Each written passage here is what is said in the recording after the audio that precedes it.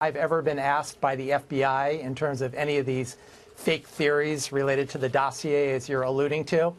None of those made any sense whatsoever. So there's not even a premise by which I could even conceivably be charged. So it's absolutely ridiculous. And yet there are specifics from the dossier. Apparently, this comes from the dossier, but the application accuses you of meeting with two Russian officials, both named Igor Sechin and Igor Divyakin. Did you meet with either one of those men? I never met with them in my life, ever. Yep. Do you believe that that allegation comes from the Steele dossier? Absolutely. It's funny, in July of 2016, 2 months before the Yahoo News article came out, I started getting these calls from various news reporters, Wall Street Journal, New York Times, Washington Post, CNN, all asking me about these same two names of people I've never even heard of in my, I had heard of Sechin, I never even heard of Divyakin. And so it was obvious, and some people told me from the media that they heard about it from the Clinton campaign, et cetera, but, so finally they found someone to put it out in 45 days before the election in Yahoo News, So the Clinton campaign, of course, learned about it from Christopher Steele, whom they were paying to gather this dossier. And it's my understanding, too, from the testimony in recent months that Steele never visited Russia, never bothered to go to Russia as he assembled this dossier. Is that correct? That's my understanding as well. And, there's a number of lawsuits going on, and Mr. Gubarev down in Southern District of Florida. So right. Hopefully these civil, yes, I know. Hopefully these civil cases can get to the bottom of this. And it's but great. Yet at the same time, now we learn that in October of 2016, really at the height of the intensity of the presidential campaign, Christopher Steele, on the payroll of the Clinton campaign, briefs officials at the State Department. And that briefing apparently was used as one of the pretexts for spying on you. Am I connecting those dots correctly?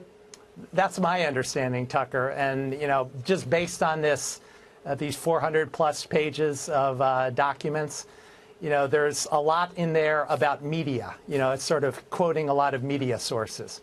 And, I've talked with a couple of former assistant U.S. attorneys, et cetera, and no one has ever heard of anything like this in terms of this type of a court filing. It's just absolutely preposterous in terms of their sources. So, one of the reasons I find this story so fascinating is because you are an actual person, an American, a Naval Academy graduate, and you're willing to talk in public. It's amazing to me that you have been the target of this surveillance and live to tell the tale. You're not being charged, as you said, and I think you're probably right. What has it done to your life? How do you feel knowing that the federal government was spying on your personal life for a year?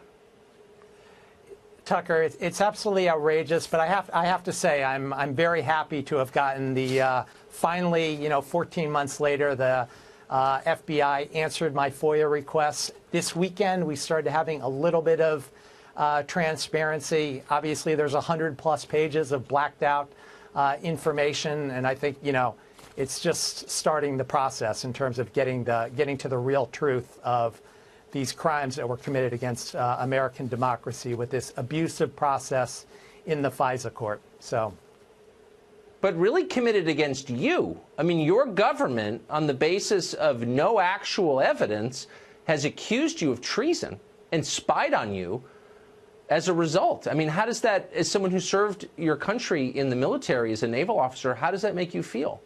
Well, my bigger concern is, there's obviously big problems in the U.S. Department of Justice. There are these false court pleadings, the false court pleadings that U.S. Attorney Berman has put in terms of my civil case against Broadcasting Board of Governors. But the bigger issue, which is my bigger concern, is the complete failure of the U.S. intelligence community in terms of looking at this Russia issue. If this is what they're using... Well, it sounds like they succeeded, actually. I don't know if it's a failure. They had a very specific goal in mind, and they've achieved it. That's why we're talking about it today. They've hamstrung the workings of government for a year and a half. Carter Page, you're a lot more forgiving than I would be in your position. Thank you for joining us. Thanks, Tucker.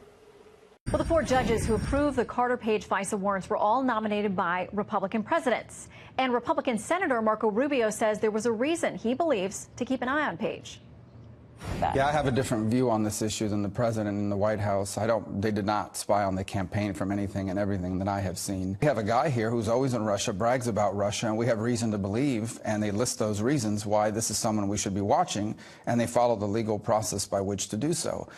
All right, let's bring in Congressman Matt Gaetz, a Florida Republican, another Florida Republican. Do you agree with your counterpart there on the Senate side, Marco Rubio? Well, I admire Marco Rubio a great deal. Used to work for him, but I take a different view for a few reasons. First, if Carter Page was truly engaging in these activities for years, why was there not surveillance of Carter Page for years? Obviously, this was a consequence of his involvement with the Trump campaign and the desire to collect surveillance on the Trump campaign. Second major problem, the government leads with the dossier. I'm a litigator. Every litigator knows you lead with your best evidence. But for the dossier, there never would have been the authority to spy on someone that's close to the campaign.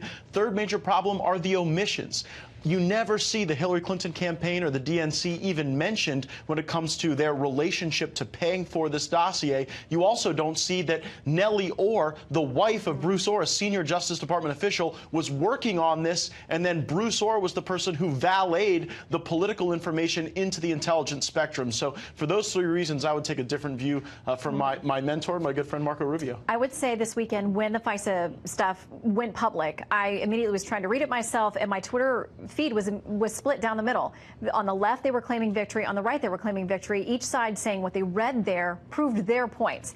I want to play a little bit more of what Congressman Schiff, the ranking member on House Intel on the Democrats, what he had to say tonight. Give you a chance to respond.